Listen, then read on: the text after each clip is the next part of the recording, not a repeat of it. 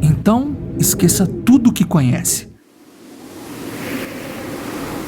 A 50 graus abaixo de zero, o frio não toca apenas a pele. Ele atravessa os pelos, endurece os músculos, invade os pulmões e penetra nos ossos como uma lâmina invisível. Respirar dói.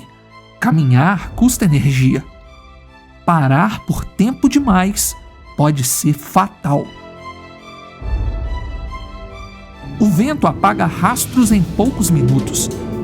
A neve cobre caminhos, esconderijos e cadáveres. A escuridão chega antes que muitos animais encontrem abrigo. E quando o silêncio toma conta do ambiente, ele não significa paz.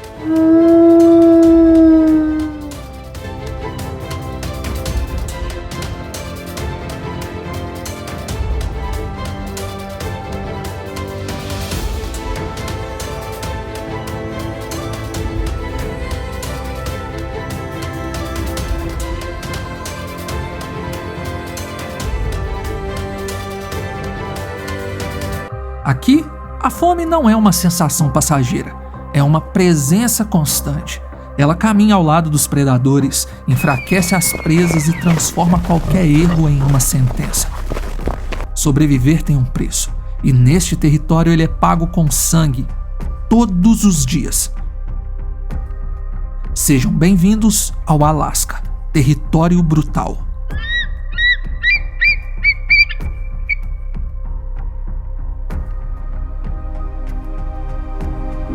O Alasca é maior que Espanha, França, Alemanha e Reino Unido juntos. Uma extensão colossal de florestas boreais, rios selvagens, montanhas afiadas e planícies congeladas que parecem não terminar. No verão, a vida explode. O frio permanece, mas agora ele não é tão rigoroso. Por isso os rios se enchem de peixes, as aves retornam aos milhares. Os animais aproveitam cada hora de luz para acumular reservas. Mas o verão é apenas uma trégua. Pouco a pouco os dias encolhem. A temperatura despenca. Aquilo que antes era abundante se transforma em um recurso raro. O tempo mudou.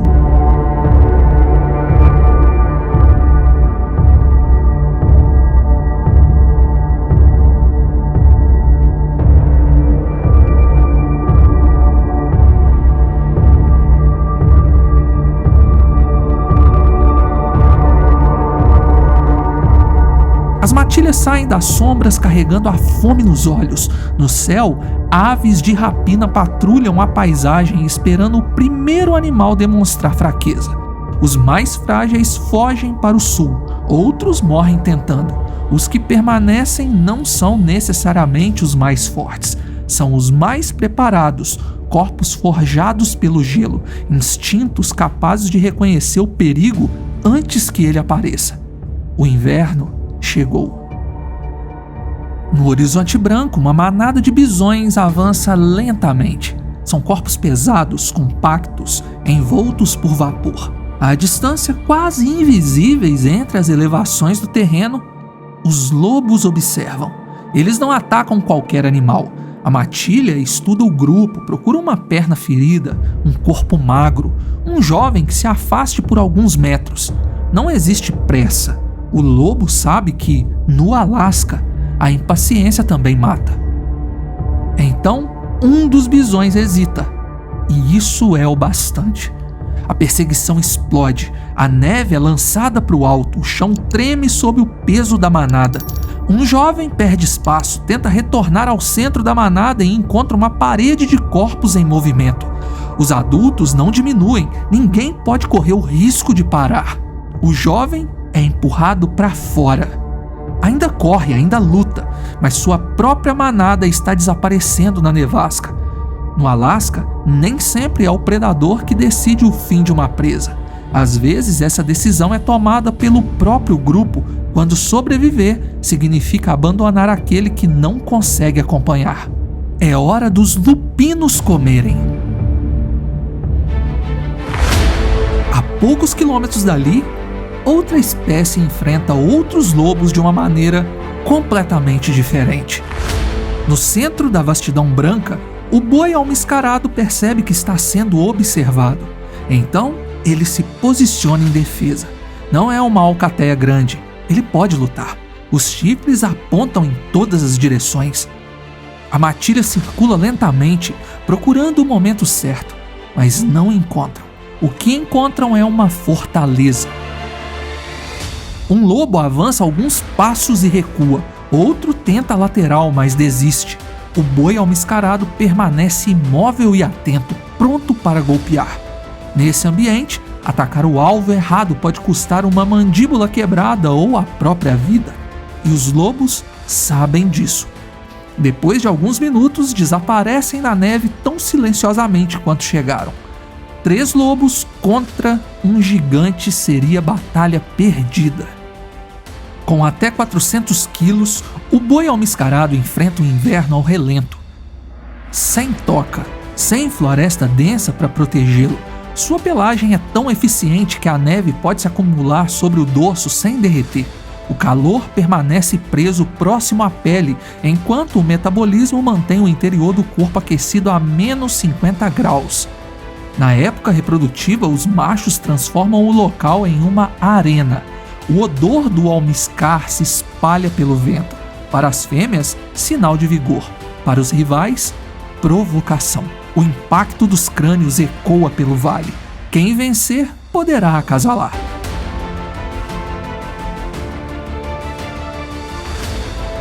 Depois da batalha, a missão volta a ser a mesma. Primeiro se reproduzir, depois encontrar alimento onde quase nada parece existir. Com os cascos, rompem a crosta de neve, farejam o solo, procuram musgo, líquens e pequenas ervas congeladas. Nada é desperdiçado. Aqui, cada caloria pode representar mais uma noite de vida. Mas o Alasca não termina na tundra ou no vale coberto de neve.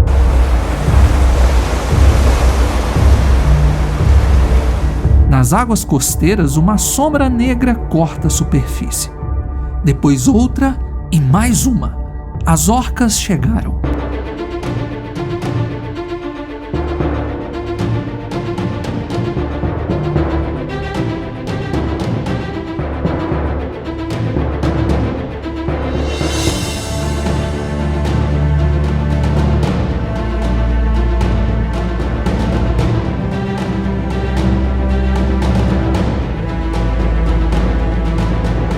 Embora sejam chamadas de baleias assassinas, pertencem à família dos golfinhos. Algumas podem alcançar cerca de 8 metros e pesar quase 6 toneladas. Peixes, focas, golfinhos, leões marinhos, baleias jubarte, tudo entra no cardápio. Quando o corpo exige até 100 quilos de carne por dia, o oceano inteiro vira dispensa. E enquanto o corpo de uma orca já é formidável, um grupo coordenado é algo de outra categoria. Até tubarões brancos registraram fuga quando orcas entraram no seu território. A verdadeira arma não é o tamanho, é o sonar. Pulsos sonoros atravessam a água e retornam carregando um mapa tridimensional do entorno. Tamanho, distância, velocidade, direção, textura. A orca enxerga com o som antes de enxergar com os olhos. Quando a posição do alvo é revelada, o grupo se movimenta como uma única criatura. Algumas bloqueiam a fuga, outras atacam pelos flancos. As mais jovens observam, porque uma caçada também é uma aula. Há registros de orcas atacando animais sem consumir completamente a presa. O que parece desperdício faz parte de um processo de aprendizado. Os adultos demonstram, os jovens repetem e técnicas são transmitidas entre gerações. Por trás da violência existe ensino, e no Oceano do Alasca a morte de uma presa se torna escola.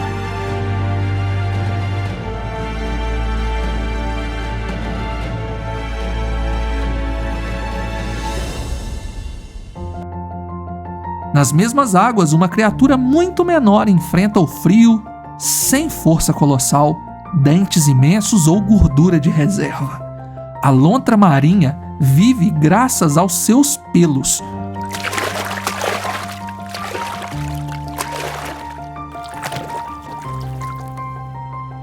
poucos sabem é que sua pelagem está entre as mais densas registradas em qualquer animal do planeta. Um ser humano tem em torno de 100 mil fios de cabelo no couro cabeludo inteiro. A lontra pode ter mais de 150 mil em um único centímetro quadrado.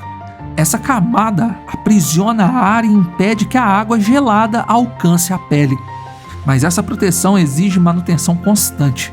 Se a pelagem perder a impermeabilidade, ela entra em hipotermia e morre em horas.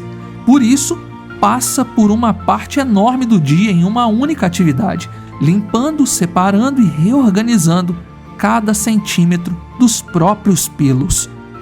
Não é vaidade, é sobrevivência.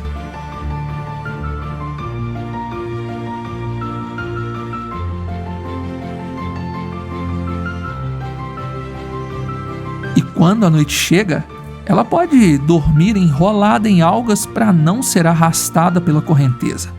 Uma mãe dorme com o filhote sobre o peito ou de mãos dadas com ele para que a corrente não o separe. Há algo nessa imagem que paralisa, até parece com o que chamamos de afeto.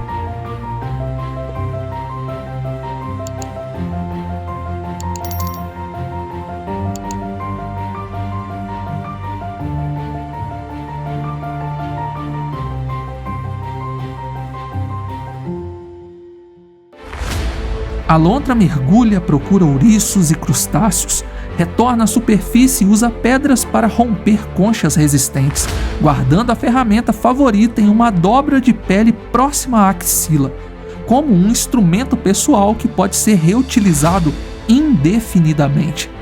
São um dos poucos animais documentados no planeta que fabricam e reutilizam ferramentas. No meio de toda a violência sistêmica do Alasca, a lontra é a prova de que não é preciso ser o maior, é preciso possuir a adaptação certa.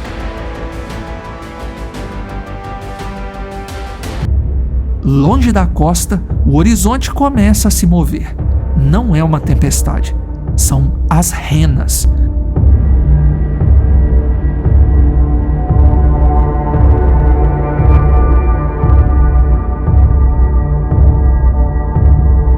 Centenas, milhares, às vezes dezenas de milhares avançando na mesma direção. A migração da rena, também chamada de caribu, é uma das maiores movimentações de animais terrestres do planeta. Uma corrente viva que atravessa rios gelados, nevascas e extensões de tundra, onde quase não existe abrigo, cobrindo às vezes mais de 1000 quilômetros em uma única temporada. O caribu não parte porque deseja, ele parte porque ficar significa não sobreviver. E no inverno, seus olhos passam por uma adaptação que aumenta a sensibilidade à luz em condições de escuridão extrema. A estrutura interna do olho muda conforme a estação, ajustando como a luz é processada. Aqui, quem não enxerga na escuridão não sobrevive a ela. Mas ver no escuro não é suficiente quando a ameaça acompanha cada passo. E os lobos acompanham tudo, e não seria diferente com as renas. Não precisam superar a velocidade máxima de uma rena saudável. Em plena corrida pode alcançar 80 km por hora. O lobo não chega nem perto disso. A estratégia aqui não é velocidade, é o desgaste calculado de um corpo que ainda funciona hoje, mas não funcionará amanhã. Um dia, depois outro, sem atacar. A pressão nunca desaparece. A rena sente a presença da matilha mesmo quando não a vê. Cada galho que estala, cada sombra que se move, cada cheiro que o vento carrega é uma ameaça que pode ou não se materializar. Esse estado de alerta constante consome energia que o animal não tem para desperdiçar. Até que uma rena tropeça, levanta-se, mas já perdeu alguns metros da manada que não parou. O animal tenta recuperar o ritmo, respirando com dificuldade, as pernas pesadas depois de semanas de marcha. Os lobos, então, aceleram.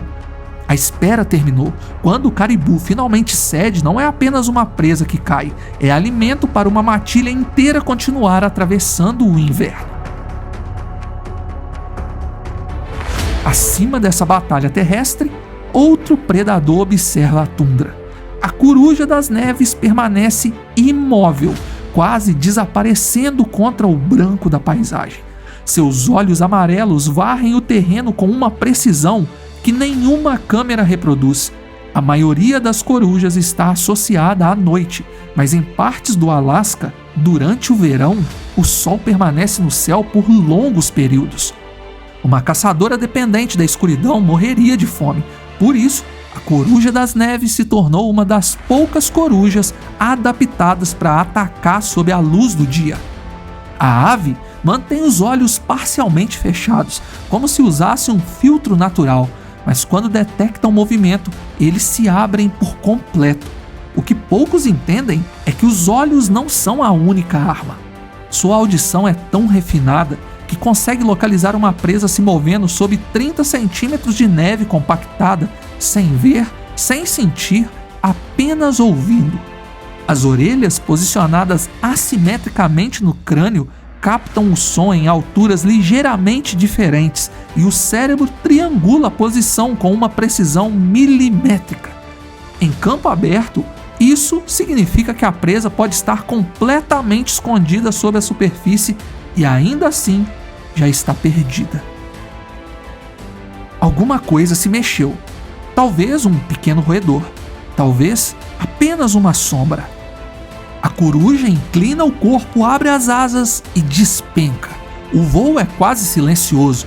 A presa pode ouvir o vento, mas dificilmente escutará as asas que se aproximam. O ataque termina em segundos. Nas florestas boreais, o lince pode estar a poucos metros de sua presa sem ser percebido.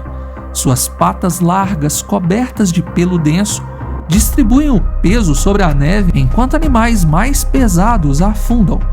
Não desperdiça energia em perseguições longas. Escolhe uma trilha usada repetidamente, esconde-se entre os troncos e espera. O silêncio pode durar horas. Então, uma lebre aparece e a perseguição se inicia. Dois corpos lutando por alguns segundos decisivos. Essa relação é tão profunda que as populações das duas espécies seguem o mesmo pulso. Quando as lebres aumentam, os linces se reproduzem. Quando as lebres somem, os linces desaparecem. Um caçador perfeito preso ao destino de sua presa. No Alasca, até quem domina pode ser dependente. E de volta ao oceano, o silêncio dá lugar ao caos.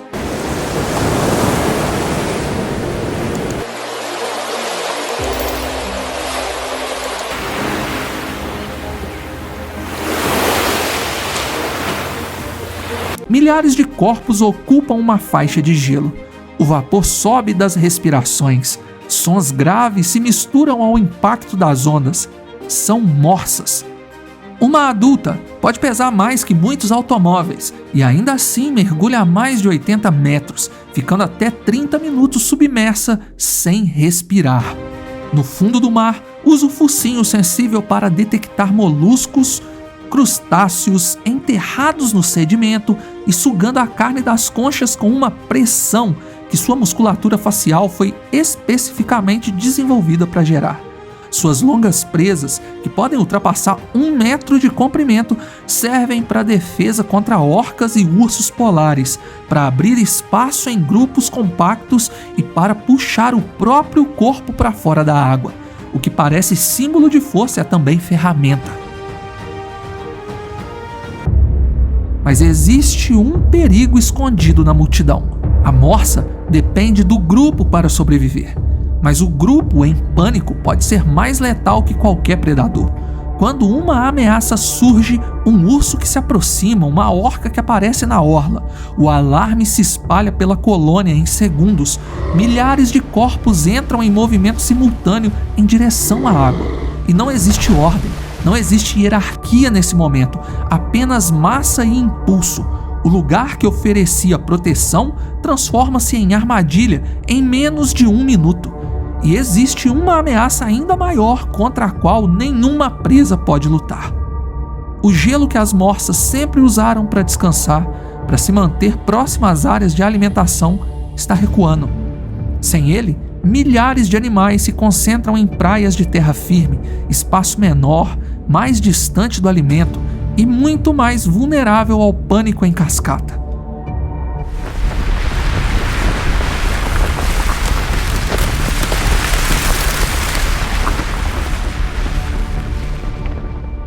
Perto do mar do Ártico, o rei do local também sofre com o derretimento do gelo. O urso polar depende totalmente do gelo marinho para sobreviver. O gelo funciona como sua principal plataforma de caça, locomoção e reprodução. Sem ele, os ursos não conseguem capturar as focas, que são sua base alimentar única. Por isso, eles estão migrando para perto de assentamentos humanos em busca de comida. Infelizmente, muitos perdem a vida nesse trajeto devido à fome ou à caça humana. Até os gigantes percebem quando o próprio território começa a desaparecer.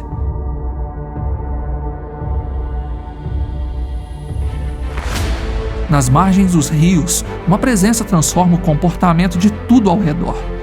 O urso pardo. E sim, eles também vivem aqui. Antes do inverno, seu corpo entra em hiperfagia, semanas comendo até 20 horas por dia, transformando cada caloria em reserva. Quando a neve fecha os caminhos, desaparecem em uma toca. O metabolismo desacelera, o mundo exterior congela, mas o urso permanece protegido, consumindo lentamente a energia acumulada. Então a primavera retorna, o gelo se rompe e o urso emerge, mais magro, mais faminto, mais ainda poderoso o bastante para obrigar quase todos a manterem distância. Não há boas-vindas. O território volta a ser seu simplesmente porque nenhum outro animal ousou reivindicá-lo enquanto ele dormia. Nos rios, os salmões avançam contra a correnteza em um impulso biológico sem retorno. Eles remontam para desovar e morrer, e sabem disso de alguma forma inscrita no próprio DNA. Os ursos esperam. Dezenas deles convergem para as mesmas corredeiras e aqui existe uma hierarquia silenciosa. Os machos maiores ocupam as posições mais produtivas. As quedas d'água, onde o salmão salta e fica exposto por uma fração de segundo.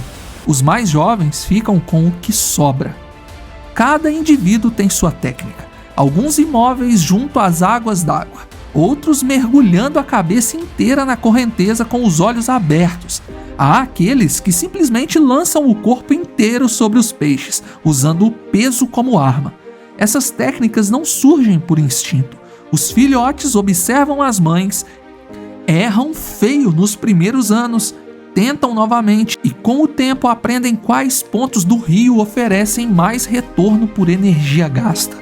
Ano após ano, esse conhecimento é transmitido não por genética, mas por observação. É cultura, da mesma forma que orcas e renas aprendem as rotas com gerações.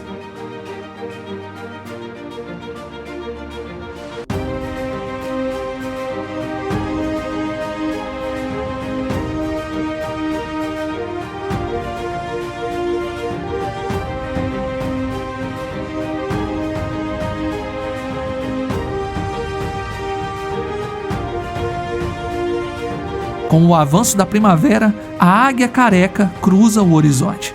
Do alto, observa a superfície com uma visão 5 vezes mais precisa que a humana, capaz de detectar um peixe a mais de 1 quilômetro. Quando localiza o alvo, ela não hesita. As asas se recolhem, o corpo inclina, a ave perde altitude em velocidade. Por uma fração de segundo, as garras atravessam a água. Então, ela volta a subir carregando a presa. Nas águas que cercam a costa, uma voz atravessa o oceano. Depois outra responde. São belugas. Assobios, estalos, trinados e chamados ecoam pela água. Por isso, antigos marinheiros as chamavam de canários do mar. Não conseguiam ver quem produzia aqueles sons, apenas ouviam o oceano cantar. E sua sobrevivência depende não apenas da força, mas da memória. Todos os anos, grupos retornam às mesmas baías e estuários. Gerações percorrem os mesmos caminhos como se carregassem um mapa invisível dentro de si. Em um território dominado por dentes, garras e músculos, a beluga escolheu outra arma: a comunicação. O Alasca nunca prometeu segurança, não prometeu alimento, não prometeu amanhã.